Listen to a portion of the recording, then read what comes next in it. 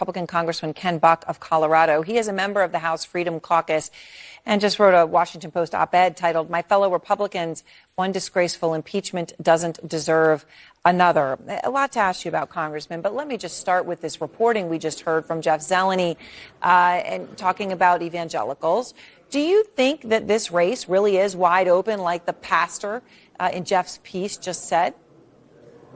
I don't think that it's a foregone conclusion that Donald Trump is going to win this race. I think that Ron DeSantis needs to finish first or second and be the alternative to Donald Trump and see what happens down the road to see if the votes solidify in his favor.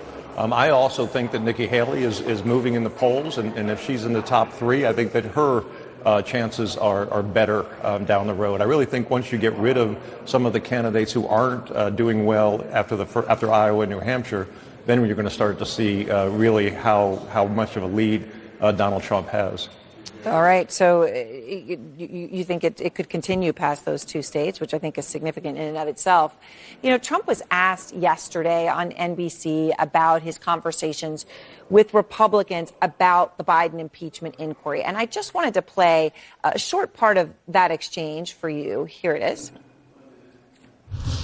Did you talk to your Republican allies on Capitol Hill and say you should support this? No, I don't have to talk. They're more proactive than I am. They think it's terrible. And then, you know, he went on to say that, you know, as they think it's terrible, they think I was treated very unfairly, right? He was saying that this was about, him and what had happened to him. Do you think that's what this inquiry is all about? Is about payback for Trump? I think for some members it's about payback, or at least part of it is about payback. I also think that Hunter Biden's actions are very suspicious, and I think people are really wondering whether they tie to Vice President Biden. I think there's plenty of evidence that's there. There needs to be more, in my opinion, but I can see why some of my fellow members have decided that impeachment's appropriate at this point. But you're very clear that you at this point don't see that evidence, and you don't think that it would be appropriate at this time. Why do you think they're doing it now? You know, our K-File had uncovered a clip of Kevin McCarthy back when the shoe was on the other foot, saying, and I quote him, in 2019 when the Democrats were going ahead with impeachment, this is the day the nation is weaker because they're doing this. And he continues to say they don't even have a budget. And here we are facing a shutdown, no budget, and yet McCarthy is going ahead and doing this. You floated the motion to vacate his speakership in May. Now you hear things like this. Do you still stand by that? I'm sorry, I missed what you said. I floated a motion to vacate. You floated the motion for McCarthy to vacate in May. Do you still stand by that?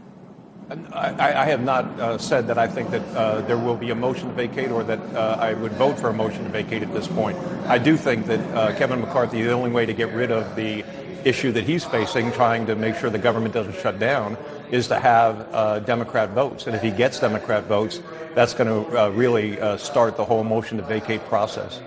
So let me ask you something about where you stand on the spending bill. There is a short-term spending bill on the table that McCarthy hopes to get buy-in. You know, you talk about Democrat votes. You're also buy-in from across your party. He can only afford to lose, in fact, 4 Republican votes. More than a dozen members of your party, though, have already publicly said that they are against the plan as it stands, right? And we're coming up quickly against this deadline to fund the government. Where do you stand on this right now? Are you in that 12 or 13, or do you support it? No, I am opposed to the spending bill, the continuing resolution as it exists right now. I think it, in essence, cuts 0.03% of the federal budget, of the discretionary side of the federal budget. I am absolutely opposed to that. We need to get to pre-COVID numbers if we're going to right this ship. And those numbers are not large enough for my support. All right. So you're with that more than a dozen publicly. Now you are publicly against. Are we looking at a shutdown then, Congressman? No, I hope we don't get to shut down. I hope we actually sit down and do what we need to do, and that is work on this and get to the numbers that we need to get to. I think a shutdown would be a bad thing, but I think we will ultimately resolve this before September 30th. All right. Well, hopefully that will be the case. And I appreciate your time, Congressman. Thank you. Thank you, Erin. All right.